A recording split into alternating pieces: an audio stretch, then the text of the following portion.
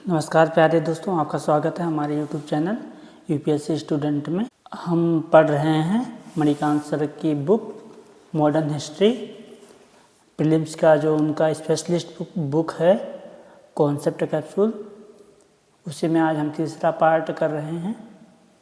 अभी हम पढ़ रहे हैं 18वीं सदी का भारत। तो हम आगे स्टार्ट करते हैं। आज हम देखेंगे उत्तराधिकारी राज्य और उसके बाद जो है उत्तराधिकारी राज्य कौन कौन से राज्य थे और कौन कौन से शासक थे। तो हम स्टार्ट करते हैं। अगर आप चैनल पे नए हैं तो चैनल को सब्सक्राइब कर लीजिए और जो है बेल आइकन को ज़रूर प्रेस कर दीजिए ताकि आपको आने वाले वीडियो का इन्फॉर्मेशन मिल सके। आप अपने बुक में देख सकते हैं। इसका PDF वैसे मैं टेलीग्राम पे डाल देता हूँ।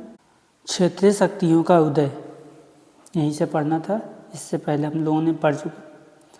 तो मुग़ल साम्राज्य के विघटन के बाद कई क्षेत्रीय राज्यों का उदय हुआ। इन क्षेत्रीय राज्यों को उत्तराधिकारी राज्य, विरोधी राज्य एवं स्वतंत्र राज्य के रूप में वर्गीकृत किया जाता है। जो उत्तराधिकारी राज्य वो राज्य थे जो मुग़ल सत्ता से, जो मुग़ल साम्राज्य के कभी न कहीं हिस्सा थे, उनको जो है उत्तराधिकारी राज्य कहा गया।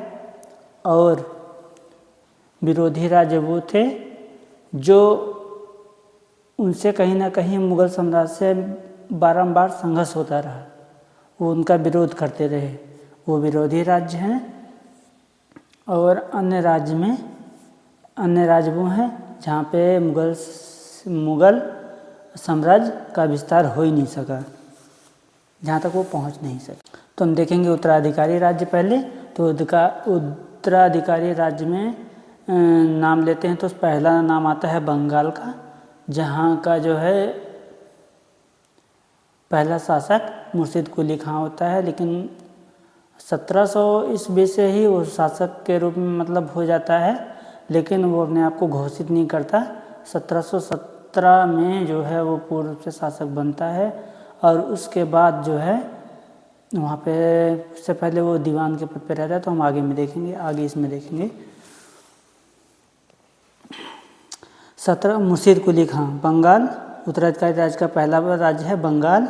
उसके जो है शासक का नाम है मुर्शिद कुली खां। 1717 ईस्वी में बंगाल का सूबेदार बना, परंतु वास्तविक सत्ता उसके हाथों में 1700 में ही आ चुकी थी। जब वह बंगाल का दीवान बनाया गया था, उसने शांति व्यवस्था कायम की। बादशाह द्वारा सीधे तौर पर नियुक्ति, वह बंगाल का अंतिम गवर्नर था। पहले यह बंगाल में ही गवर्नर के रूप में कार्य करता था। मुर्शिद कुली खां ने बंगाल में वंशानुगत शासन की शुरुआत की, क्योंकि अब इसने जो है वंशानुगत शासन की व्यवस्था ला दी कि जो राजा होगा उसका बेटा राजा होगा, उसका बेटा राजा होगा, वो सिस्टम, काबिल हो या ना हो। अब देखेंगे आगे। मुर्शिद कुली खां का प्रथम उद्देश्य था बंगाल की राजस्व वसूली को सुदृढ़ करना। मुर्शिद कुली खां ने इसके लिए निम्नलिखित कदम उठाए। उसमें से कौन कौन से कदम उठाए? छोटे बिचौलिए और जमींदारों का उन्मूलन किया, उनको ख़त्म किया, क्योंकि जो व्यापार था, जो बीच में बिचौलिए थे, उनको हटा दिया गया ताकि किसानों से, लोगों से सीधा संपर्क हो। उड़ीसा प्रांत के सीमांत विद्रोही जमींदारों तथा जागीरदारों का निष्कासन किया, वहाँ से उनको भगा दिया। फिर खालिसा भूमि का अधिक से अधिक निर्माण किया। खालिसा भूमि के बारे में शायद आप लोग को नहीं पता होगा। खालिसा भूमि वो भूमि होती थी जहाँ पे राजा, जैसे जो भूमि सबसे अच्छी भूमि होती थी, उपजाऊ होती, तो राजा उसको अपने नियंत्रण में कर लेता था। तो उस पे जो कृषि का कार्य होता था, जो भी गतिविधियाँ होती थी, वो राजा के मंतव्य से होती थी। तो उसी को अधिकार, राजा के अधिकार क्षेत्र में भी आ जाती थी, तो उसी को खालिसा भूमि कहते थे। उसके बाद उसने बड़े जमींदारों को प्रोत्साहन दिया जो राजस्व वसूली तथा भुगतान की जिम्मेवारी लेते थे। मुर्शिद कुली खां ने कुछ बड़े जमींदारों को अपनी संपत्ति बढ़ाने के लिए प्रोत्साहित किया। बंगाल में राजशाही दिनाजपुर, वर्धमान, नदिया, बीरभूम, बिशनपुर तथा बिहार के प्रमुख जमींदारियां विकसित हुई। इन्होंने जो है जमींदारी प्रथा को आगे बढ़ाया और जो है लोगों को बड़ी बड़ी जिम्मेदारियां विकसित की, जिससे इनका जो राजस्व वो बढ़ सके। उसने अपने शासनकाल के दौरान कई विद्रोहियों को दबाया तथा अपने पसंदीदा व्यक्तियों को जमींदारी देकर जमींदारी प्रथा को सुदृढ़ किया। जमींदारी प्रथा को इसने और मजबूत किया। उसके बाद जो है 1727 ईस्वी में उसकी मृत्यु हो गई। 1717 ईस्वी में ये सत्ता पे पूर्ण रूप से बैठा और 1700 में ये जो है सत्ता में तो था, लेकिन ये उस टाइम गवर्नर का कार्य करता था, बंगाल का अंतिम गवर्नर था। और 1727 में इसकी मृत्यु हो जाती है। तो इसका जो उत्तराधिकारी होता, क्योंकि इसके पास जो है कोई लड़का नहीं होता, इनकी सारी लड़कियां होती, तो उन्हीं लड़कियों की जो शादी होती है तो उनका जो दामाद होता है शुजाउद्दीन, वही पहला शासक बनता है। तो उसमें आगे हम देखेंगे। 1727 ईस्वी में इसकी मृत्यु हो गई। उसका उत्तराधिकारी उसका दामाद शुजाउद्दीन 1729 और से 1739 ईस्वी में मतलब हुआ। 1739 तक जो इसने शासन किया, 1729 से 2 साल का गैप है इसमें। शुजाउद्दीन ने, क्योंकि इनके पास कई दामाद थे तो वे आपस में संघर्ष कर रहे थे, तो जिसके कारण जो है सत्ता पे गद्दी पे बैठने पे शासन करने में टाइम लगा। 2 साल का टाइम लग गया बीच में। शुजाउद्दीन ने दिल्ली तथा मुर्शिदाबाद के बीच संबंध कायम रखा तथा मुगल दरबार में भू राजस्व भेजता रहा। जो है इसने जो है भले ही अलग शासन स्वतंत्र हो गया था, लेकिन अभी भी ये मुगल साम्राज्य का अपने आप को हिस्सा मानता था और जिसके कारण औपचारिक रूप से वहाँ से नजराना मुगल साम्राज्य दिल्ली में भेजता रहता था। शुजाउद्दीन का उत्तराधिकारी सरफराज खां, शुजाउद्दीन जो इसका दामाद था उसका जो उत्तराधिकारी था उसका नाम सरफराज खां था। और सरफराज खां जो है बस 1 साल जो है लगभग 1 ईयर ये जो है राज्य कर पाता है सिंहासन। इसके बाद जो है 1 साल शासन करने के पश्चात इसकी हत्या करके अलीवर्दी खां जो इसका दोस्त होता है वो शासन इससे छीन लेता है। हम आगे देखेंगे इसमें। मुगल दरबार में भू राजस्व। शुजाउद्दीन का उत्तराधिकारी सरफराज खां 1739 से 1740 ईस्वी तक जो है शासन में रहा। तो उसने नवाब बनने के पश्चात 1 वर्ष के अंदर अलीवर्दी खां ने सत्ता पर कब्जा कर लिया। अलीवर्दी खां ने उसको भगा दिया, उसकी हत्या करवा दिया और स्वयं जो है सत्ता पे रूढ़ हो गया, सिंहासन पे रूढ़ हो गया। राजस्व प्रशासन की देखरेख के लिए उसने बड़ी संख्या में मुत्सद्दी आमिल या स्थानीय दीवान के रूप में हिंदुओं को नियुक्ति किया। इन्होंने बहुत सारे हिंदुओं को भी जगह दिया अपने शासन प्रशासन में। अलीवर्दी खां ने दिल्ली को वार्षिक नजराना भेजना बंद कर दिया। अलीवर्दी खां जब जो नजराना जो है मुर्शिद कुली खां के समय से दिल्ली में आ रहा था, लेकिन उसे जो है जब अलीवर्दी खां जब शासन में आया तो इसने नजराना देना जो है बंद कर दिया। अलीवर्दी खां को मराठों तथा अफगान विद्रोहियों का सामना करना पड़ा। अलीवर्दी खां को जो मराठा जो है बार बार इनके ऊपर आक्रमण कर रहे थे और जो अफगानी रुहेल जो अफगानी आक्रमणकारी जो आए थे सब रह गए थे, वो लोग भी इनको परेशान करने लगे। विद्रोहियों का जो सामना करना पड़ा इनको। 1756 ईस्वी में अलीवर्दी खां की मृत्यु हो गई। मृत्यु के पश्चात हैदर सिराजुद्दौला नवाब बना। सिराजुद्दौला आप जानिए, एक सिराजुद्दौला है, एक शुजाउद्दौला है, दोनों में अंतर है। यहाँ पे सिराजुद्दौला बना, परंतु दरबार में उसके उत्तराधिकार पर विवाद छिड़ गया। बंगाल के नवाबों ने व्यापार एवं उद्योगों को प्रोत्साहन दिया। मुर्शिद कुली खां ने नए सिरे से वित्तीय प्रबंधन किए, क्योंकि जो है जैसे कि मुग़ल साम्राज्य धीरे धीरे विघटित हो रहा था, तो बहुत सारी जो है सत्ता शासन प्रशासन में जैसे भ्रष्ट अधिकारी बैठ जाएं तो धीरे धीरे सब कुछ तबाह हो जाता, तो ऐसे सब खराब हो गया। लेकिन मुर्शीद कुली खान ने अपने वहाँ दीवान था, तो उसको पता था कि हमको यहाँ पे शासन करना है, अपने हिसाब से उसको ढाल दिया। मुग़ल साम्राज्य को जो है कमज़ोर पड़ता देख अपने आप को मजबूत किया और वहाँ पे शासन के तौर पे स्थापित कर लिया। तो सारी चीज़ें वहाँ पे मजबूती प्रदान की, सारी चीज़ों को व्यवस्थाएं को दुरुस्त किया। तो इसने नए भू राजस्व के बंदोबस्त के जरिए जागीर भूमि के एक बड़े भाग को खालसा भूमि में बदल दिया। बहुत सारे जो भूमि थे जो अच्छे थे उसको खालसा भूमि में राजाओं के लिए बदल दिया, तो उस पर इसका नियंत्रण हो गया। इसने इजारा व्यवस्था को पुनः लागू किया। इजारा व्यवस्था जो पहले चल रही थी इसको इसने फिर पुनः लागू किया। इसने गैर कानूनी टैक्स हटा दिया, जो गैर कानूनी टैक्स थे उनको हटा दिया। अब हम देखेंगे अगला उत्तराधिकारी है अवध। अवध का जो है शासन जो है सआदत खां है, बुरहान उज मुल्क सआदत खां उर्फ सआदत खां इसका नाम है। इसमें देखिए अवध के स्वतंत्र राज्य का स्थापना सआदत खां बुरहान मुल्क था। बुरहान मुल्क उसकी उपाधि थी, जो उसे सैयद बंधुओं के खिलाफ षड्यंत्र में शामिल होने तथा मोहम्मद शाह का साथ देने के एवज में मिली थी। सआदत खां अथवा बुरहान मुल्क इसका नाम था, इसको जो है उपाधि मिली थी। ये जो है शिया मतावलंबी था तथा निसापुर के सैयदों का वंशज था। 1720 ईस्वी में वह वयाना का फौजदार नियुक्त किया गया। वह 1722 ईस्वी में अवध का सूबेदार बना। उसने जमींदारों का दमन किया, जो जमींदार थे उनका दमन किया, उनको निष्कासित किया। 1723 ईस्वी में उसने नया राजस्व बंदोबस्त किया। 1739 में उसने आत्महत्या कर ली। उसका उत्तराधिकारी सफदरजंग 1739 से 1754 ईस्वी में तक जो है शासन किया। वही जो है इसका उत्तराधिकारी यही शासन पे बैठा। सफदरजंग के नाम से आप देख रहे होंगे दिल्ली में एक हॉस्पिटल भी है, तो उसी शासक के नाम से सफदरजंग हॉस्पिटल है। 1748 ईस्वी में मुग़ल साम्राज्य का वजीर बना।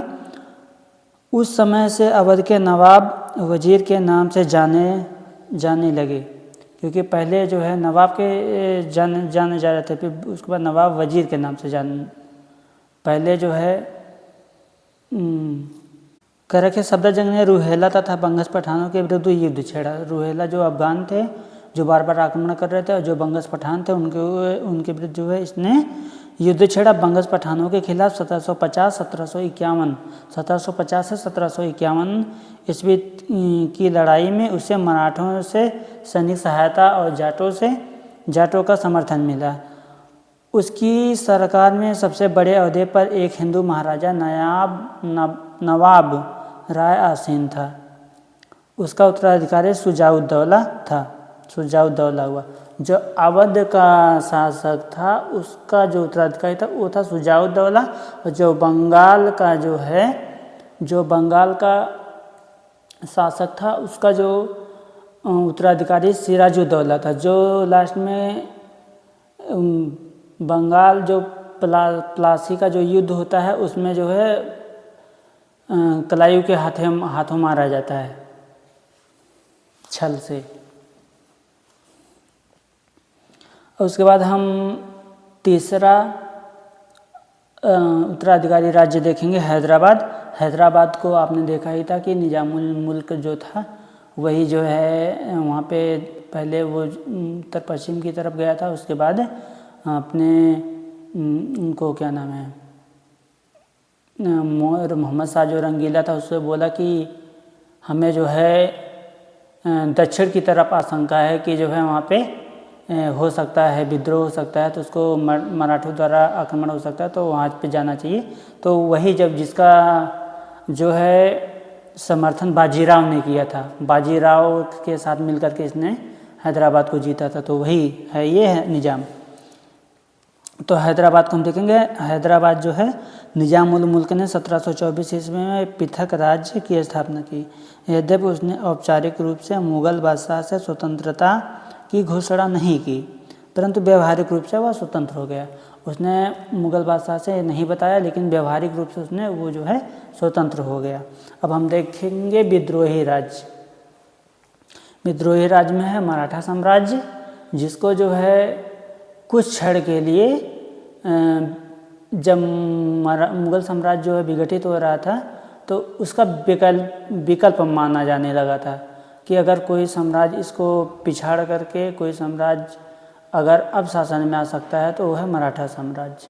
अब हम देखेंगे विद्रोही राज्य। विद्रोही राज्य में है मराठा राज्य, जो कि जो है शिवाजी के शासनकाल में जो है 1774 ईस्वी में शुरू हुआ था और जो है धीरे धीरे बढ़ते हुए जो है संगठित सेना होते होते ये बालाजी विश्वनाथ भट्ट बल्लाड़ भट्ट के बाद से उनका जो लड़का था बाजीराव तक आते आते ये जो है पेशवाओं ने इसको मराठा परिसंघ तक पहुंचा दिया।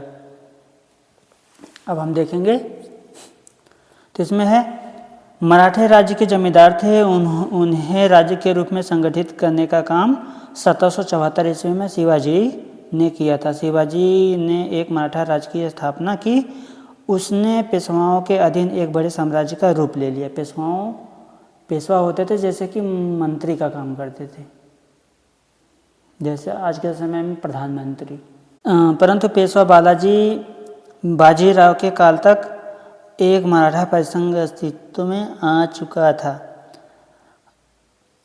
उसके केंद्र में पूना का पेशवा था तथा उसके अन्य घटक ग्वालियर में के सिंधिया, इंदौर के होलकर, नागपुर के भोसले एवं बड़ौदरा के गायकवाड़ थे। अब हम आपको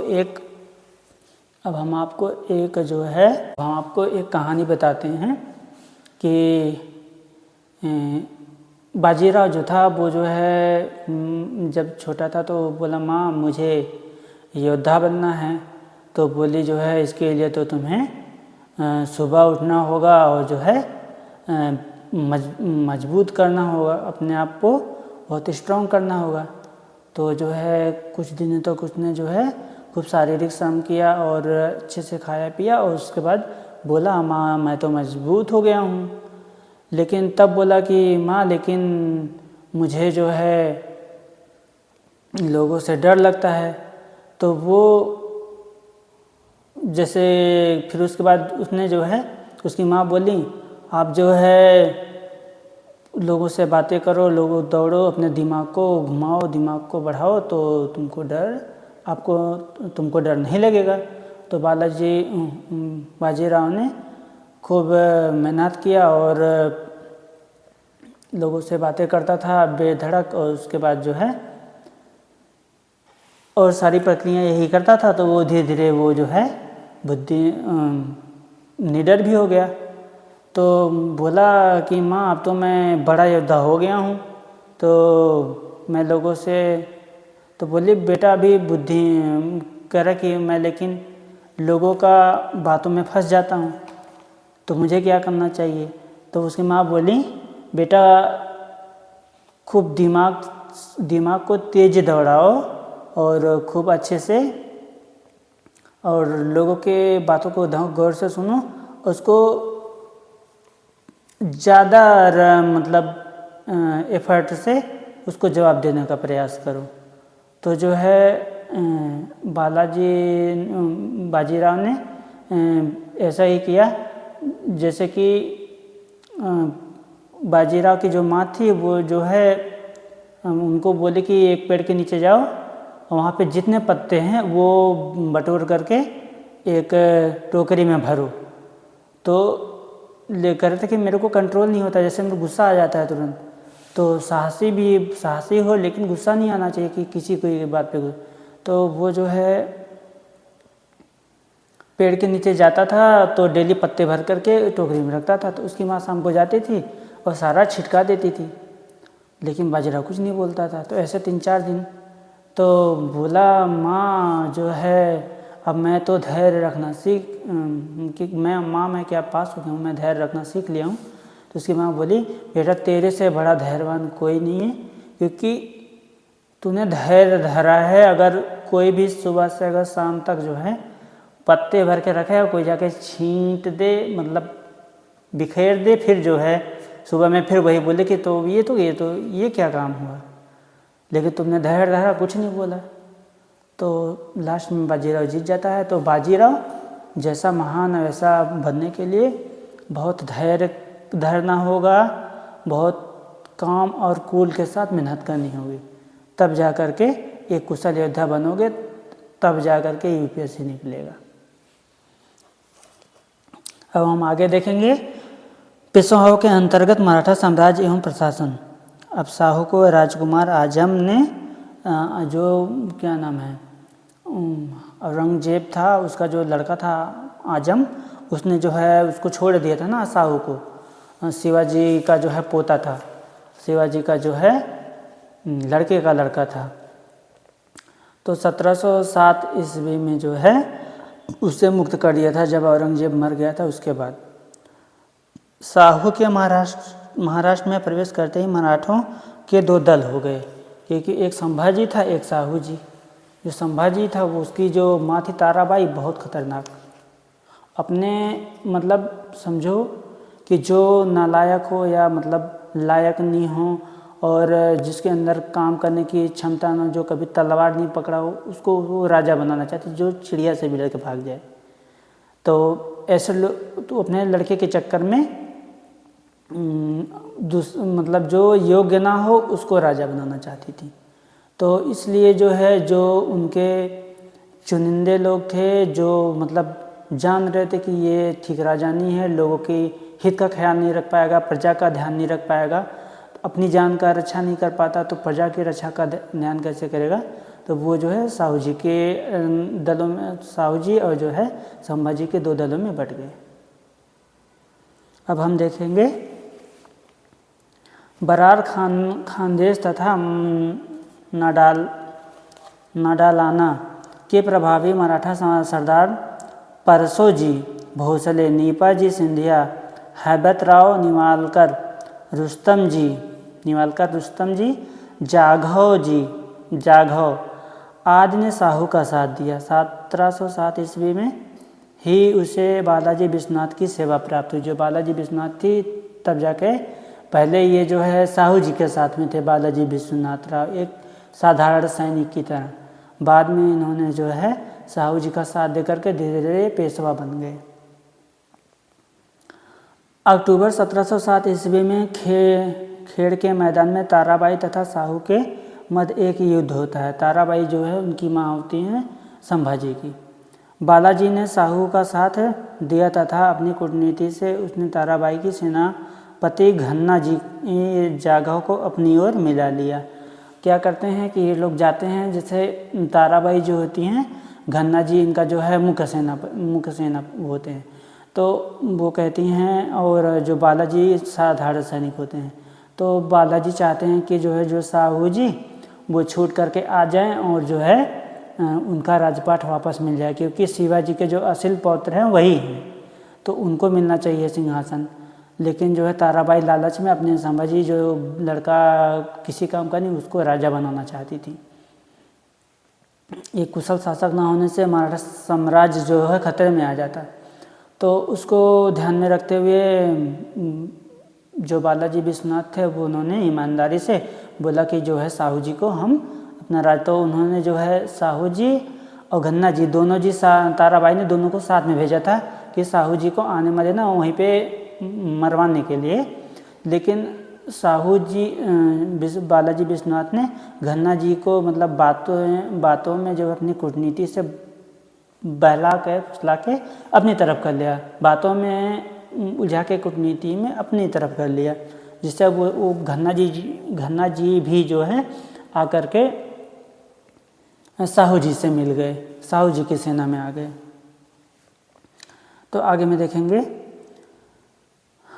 अतः जो है शाहू जी ने ताराबाई को पराजित किया तथा इसी के साथ सतारा तथा पन्हला पर साहू जी का कब्जा हो गया।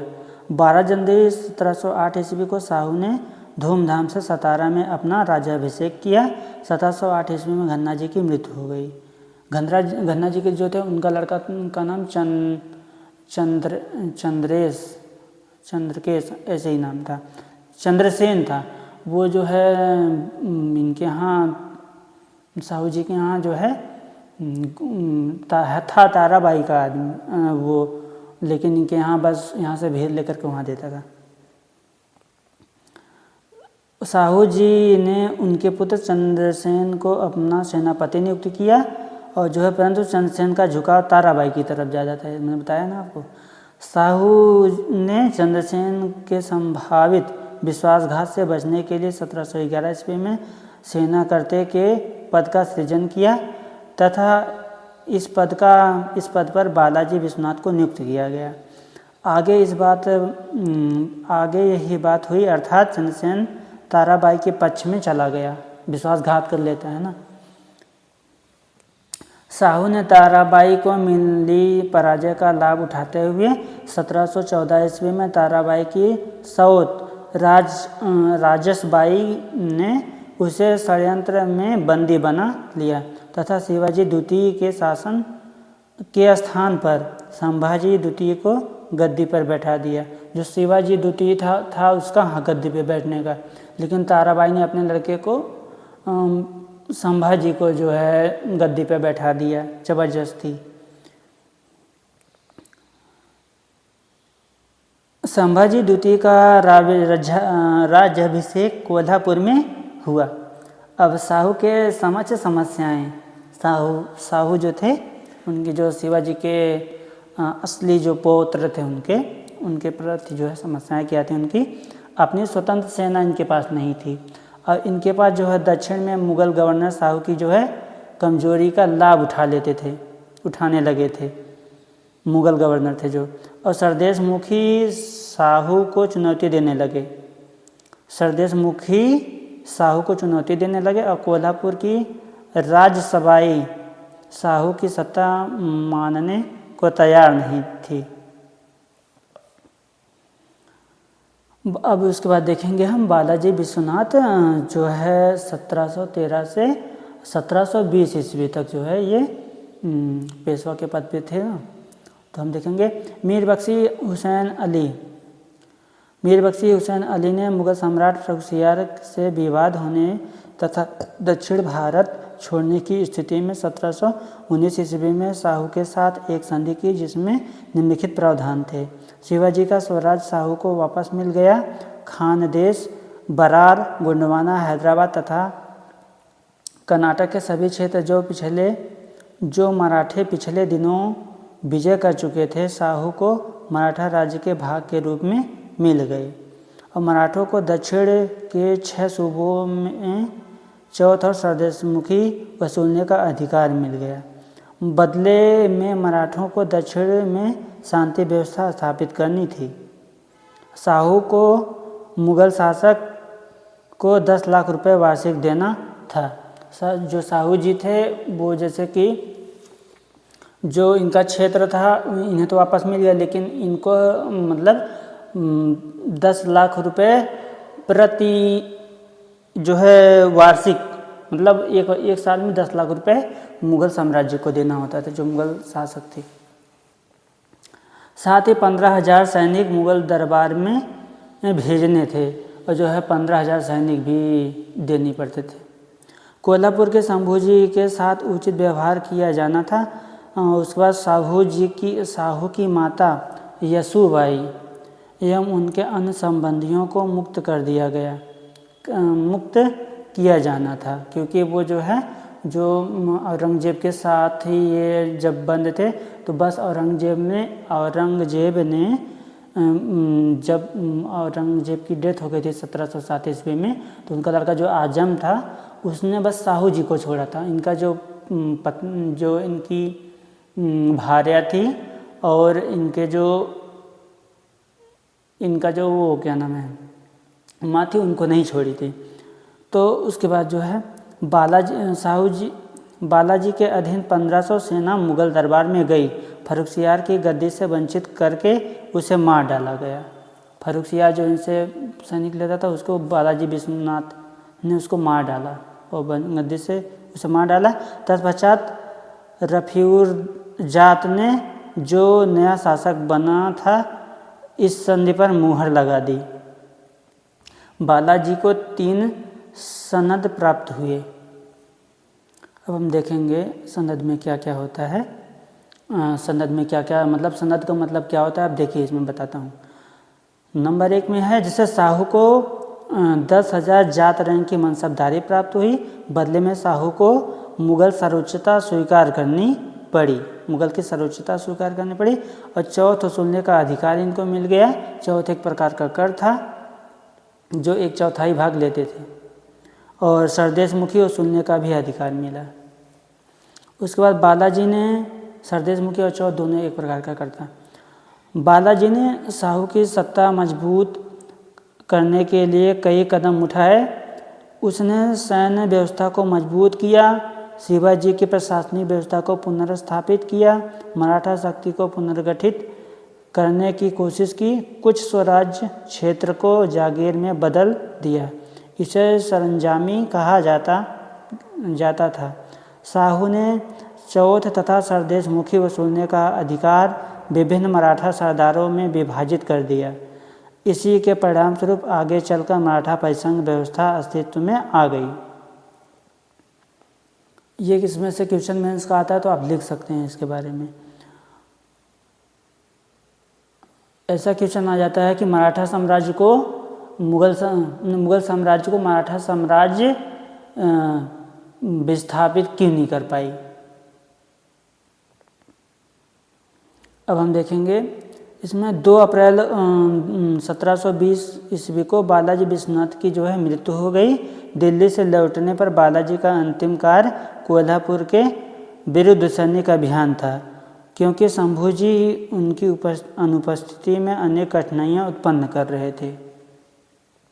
अब हम देखेंगे बाजीराव प्रथम। जो बाजीराव प्रथम था, यही इसी की कहानी मैंने आपको बताया। बहुत साहसी है, इसने कभी युद्ध नहीं हारा कोई। मराठा जो परिसंघ बना था बनाने में इसका बहुत योगदान था।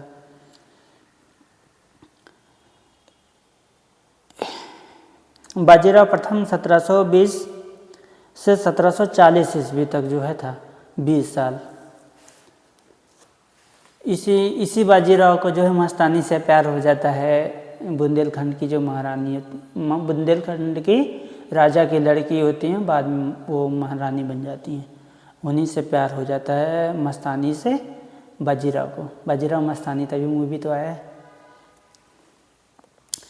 इसे मराठा साम्राज्य का दूसरा संस्थापक भी कहा जाता है। बाजीराव प्रथम के 2 उद्देश्य थे। पहला था कि शाहू की सत्ता को सुदृढ़ करना और पेशवा के पद पर अपनी स्थिति को सुदृढ़ करना, ये चाहता था बाजीराव। 1728 ईस्वी में निजाम एवं मराठों के बीच पालखेड़ की लड़ाई हुई। उसके पश्चात दोनों के बीच मुजीसिवगांव की संधि हुई। इस संधि के अनुसार निजाम के मराठों को दक्कन के 6 राज्यों में चौथ और सरदेशमुखी के अधिकारों की मान्यता दी। एक एवं वादा किया कि भविष्य में वह कोल्हापुर को मदद नहीं करेगा। उसने शाहू को जीते हुए प्रदेश को लौटा दिया एवं युद्धबंदियों को मुक्त कर दिया। 1731 ईस्वी में बाजीराव प्रथम ने कोल्हापुर के शंभूजी द्वितीय को पराजित कर उसके साथ वर्ना पैक्ट किया। ये एक प्रकार का समझौता होता है। इसके अनुसार शंभूजी द्वितीय ने शाहू की अधीनता स्वीकार कर ली। उत्तर भारत का अभियान। अब हम देखेंगे उत्तर भारत का अभियान। बाजीराव प्रथम के उत्तरी अभियान के निम्नलिखित कारण थे। नंबर 1 है इसमें, उसके विचार में दक्षिण भारत में रहने का औचित्य समाप्त हो चुका था। उसके बाद वो चाहता था कि उत्तर की तरफ बढ़ने के लिए दक्षिण भारत से उत्तर भारत की तरफ आना चाहता था। नंबर 2, दक्षिण भारत में मराठा सरदारों का बड़ा जमावड़ा था, फलता आपसी तनाव भी की संभावना थी। तीसरा ये भी था कि उत्तरी अभियान से धन प्राप्ति की उम्मीद थी। उत्तरी अभियान से उत्तर में आकर के सोच रहा था कि कुछ धन पाऊंगा, वहाँ कुछ राज्यों को हराऊंगा तो कुछ धन पाऊंगा। इस तरह बाजीराव प्रथम के उत्तर भारत अभियान के पीछे राजनीतिक, आर्थिक एवं सामाजिक तीनों कारक जिम्मेवार थे। बाजीराव प्रथम ने अपने ऐतिहासिक भाषण में कहा, सड़े हुए वृक्ष के तने पर चोट करो, सड़े हुए वृक्ष के तने पर चोट करो, किसड़ा नदी से अटक तक फहराएगा मेरा झंडा केसरिया। बाजीराव प्रथम को शिवाजी के पश्चात गुरिल्ला पद्धति का सबसे बड़ा प्रतिपादक माना जाता है। सवाई जयसिंह के बाजीराव प्रथम को मालवा आक्रमण हेतु आमंत्रित किया। सवाई जयसिंह ने जो है बाजीराव प्रथम को मालवा आक्रमण के हेतु आमंत्रित किया। उस समय मालवा का गवर्नर गिरधर बहादुर था। 1728 ईस्वी में बाजीराव उत्तर की ओर बढ़ा। अमझेरा के युद्ध में बाजीराव प्रथम ने गिरधर बहादुर को पराजित कर मार डाला। मालवा जो है पंजाब में है, पंजाब में मालवा है, वहाँ पे मालवा कैंसर उसको बोला जाता है, क्योंकि वहाँ की ज़मीन की उर्वरता जो है ख़त्म हो गई है। वहाँ पे इतना ज़्यादा खाद और फर्टिलाइज़र का इस्तेमाल किया है लोगों ने, तो बहुत ज़्यादा जो है भूमि क्षरण हो गया है।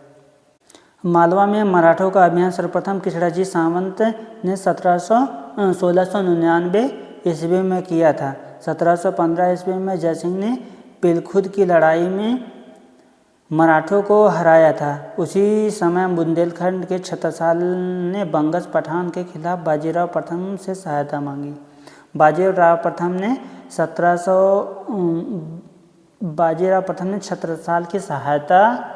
छत्रसाल को सहायता दी और 1729 ईस्वी में बाजीराव प्रथम को झांसी, कालपी, सागर एवं हृदयनगर के क्षेत्र जागीर में मिले। इस तरह मराठा साम्राज्य का विस्तार बुंदेलखंड के हिस्से में भी हो गया। छत्रसाल ने बाजीराव प्रथम को मस्तानी नामक नर्तकी भी भेंट में दी। नर्तकी नहीं, वो नर्तकी थी लेकिन नाचती थी, लेकिन वो राजा की जो छत्रसाल थे वो वहाँ के राजा थे बुंदेलखंड के, तो उन्हीं के लड़के थे। तो उन्हीं वो जो मस्तानी से, जैसे कि जो बाजीराव था ये गया था बुंदेलखंड पे आक्रमण करने वाले थे मराठा, मुगल आक्रमण करने वाले थे। तो इन्होंने खत भेजा कि जो है बाजीराव हमारे ऊपर जो है हमको चारों तरफ से मुगल सेना घेर ली है, तो हमारी रक्षा करो, हमें बचा लो। तो बाजीराव जो है गया, तो जो है जो मुगल सैनिक थे बाजीराव के डर से चले गए। लेकिन जो है जब ये राजमहल में गया तो मस्तानी से और बाजीराव से मोहब्बत हो गया। तो दोनों जो है बाजीराव की जो ऐसा माना जाता था कि जैसे अगर किसी योद्धा का तलवार अगर किसी स्त्री के हाथ में चल गया तो समझो उससे शादी करने वाला है, तो उससे कोई चक्कर है उसका। तो इस टाइप में जो बाजीराव का जो खंजर था वो मस्तानी के पास चला गया था, तो बाद में चला नहीं गया था वो अपने आप से। उसकी जो माँ थी वो लोग चाहते थे कि इनके साथ बाजीराव जैसा साहसी और वीर योद्धा के साथ अगर इनकी शादी हो जाए तो बहुत अच्छा होगा, तो उन्हें वही ले जाके रख दी थी। तो उसके बाद जो है बाजीराव जो है जब देखा तो खंजर, तो वही मजबूरन उससे जो है शादी करना पड़ा था। लेकिन मतलब शादी तो नहीं हुई, लेकिन एक मान्यता बस हो गया था। लेकिन जो बाजीराव की पत्नी थी वो तो काशीबाई थी। मस्तानी नामक नर्तकी बाई, उसने बाजीराव प्रथम के चरित्र को प्रभावित किया। शास्त्र एवं शस्त्र का प्रणेता अब शराब एवं मदिरा में डूब गया। उसके बाद बाजीराव अपना होश गंवा बैठा और मदिरा पान करके एकदम अय्यास हो गया, और जबकि बहुत कुशल और बहुत ही साहसी व्यक्ति। अब बाजीराव प्रथम ने गुजरात की ओर देखा। उस समय गुजरात त्रयंबकम राव के अधीन था। दरअसल त्रयंबकम राव भी मराठा सरदार ही था, परंतु गुजरात के राजस्व को प्राप्त कर वह स्वयं को पेशवा से स्वतंत्र करना चाहता था। 1731 ईस्वी में बाजीराव ने त्रयंबकम राव को पराजित कर उसकी हत्या कर दी। 1735 ईस्वी तक गुजरात पर बाजीराव प्रथम का वर्चस्व कायम हो गया। यही समय था जब मुगल बादशाह ने मराठों का सामना करने के लिए दक्षिण से निजाम को आमंत्रित किया। 1737 ईस्वी में निजाम एवं मराठों के बीच भोपाल की लड़ाई हुई। इसमें निजाम की हार हो गई। इसके पश्चात 1738 ईस्वी में दुरहसराय की परिषद हुई। इस परिषद में निम्नलिखित प्रावधान लाए गए। निजाम ने मुगल बादशाह की ओर से मालवा पर पेशवा के अधिकार को मान्यता दे दी। साथ ही चंबल एवं नर्मदा के बीच का क्षेत्र बाजीराव प्रथम को मिला। बाजीराव प्रथम दक्षिण लौट गया। दक्षिण में 1733 ईस्वी में उसने जंजीरा के सिद्धि के विरुद्ध अभियान किया और रायगढ़ पर कब्जा कर लिया। 1739 ईस्वी में उसने पुर्तगीजों से बेसिन एवं सालसेट का क्षेत्र छीन लिया। 1740 ईस्वी में उसकी मृत्यु हो गई। कम अवधि में उसने बहुत लोगों को हराया, बहुत लोगों को मारा, बहुत लोगों को पीटा और अन्याय तो बिल्कुल नहीं होने दिया कहीं। सब जगह से उसने भूमि को ले लिया। उसके बाद हम देखेंगे बालाजी बाजीराव या नाना साहब, जो 1740 से 1761 तक जो है रहते हैं। जो है ये जो बाजीराव था ये तो जो है 1720 से आया था और 1740 तक था। अब उसके बाद बालाजी बाजीराव या नाना साहब। अब बालाजी बाजीराव ने कुछ सामरिक भूलें की थी। बालाजी जो बाजीराव तो उसने जो है कुछ सामरिक भूलें की थी, जिसमें उसमें पहला था उसने तीव्रगामी पद्धति सैनिकों के बदले घुड़सवार सैनिकों को अधिक महत्व दिया। और जो है दूसरा कहा कि साथ ही उसने बहुत से गैर मराठा तत्वों को मराठा सेना में शामिल कर लिया। इब्राहिम गारदी मराठों का तोपची था। जैसे कि जो मराठे नहीं थे, गैर मराठे थे, उनको भर्ती कर लिया तो इनके साथ विश्वासघात भी हो सकता था, हुआ होगा, आगे में देखते हैं। तीसरा है सैनिक ढांचे में भी खामी आ गई। अब लश्करों में स्त्रियों को भी साथ रखा जाने लगा, स्त्रियों को भी इसने सैनिक में रखने लगा, बताओ। चौथा है इसमें इसने अपने पूज्य पिता बाजीराव प्रथम के हिंदू पदशाही के आदर्श को छोड़ दिया। ये जो बाजीराव था उन्हीं का लड़का है। उसके बाद है 1741 ईस्वी में जयसिंह की मध्यस्थता में मालवा के मुद्दे पर समझौता हुआ। इस समझौते के अनुसार बालाजी बाजीराव को मालवा का नायब सूबेदार बनाया गया।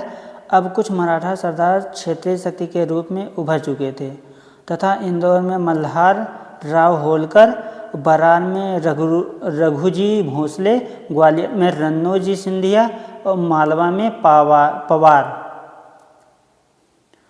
और जो है उसी समय बालाजी बाजीराव ने गुजरात पर भी अधिकार कायम कर लिया। 1749 ईस्वी में साहू की मृत्यु हो गई। साहू का कोई उत्तराधिकारी नहीं था। उसने एक वसीयत छोड़ी थी। इसी वसीयत के अनुसार 1750 ईस्वी में संगोल समझौता हुआ। इस समझौते के अनुसार मुख्य कार्यपालक शक्ति पेशवा में नियुक्त कर दी गई। सरकार की पीठ सतारा से पुनः स्थानांतरित हो गई। अब राम राजा छत्रपति हुआ। यह सिर्फ कहने का छत्रपति रहा। 1848 ईस्वी तक छत्रपति का नाम चलता रहा। छत्रपति जो है वीर शिवाजी को, छत्रपति वीर शिवाजी को कहते थे, तो वो जो है नाम बस लगा कर ये आगे तक चलते रहा।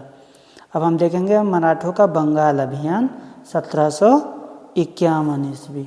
यहाँ से हम जो है कल देखेंगे। आज के लिए बस इतना ही। जय हिंद। आप लोग अगर हमारे चैनल पर नए हैं तो चैनल को सब्सक्राइब कर लीजिए, अगर अभी तक आप लोगों ने चैनल को सब्सक्राइब नहीं किया है। और ऐसे और वीडियो देखने के लिए बेल आइकन को ज़रूर प्रेस कर दीजिएगा ताकि आने वाले वीडियो का नोटिफिकेशन आपको मिल सके। और अगर आपको कुछ भी डाउट है तो आप कमेंट सेक्शन में पूछ सकते हैं। Thank you. जय हिंद।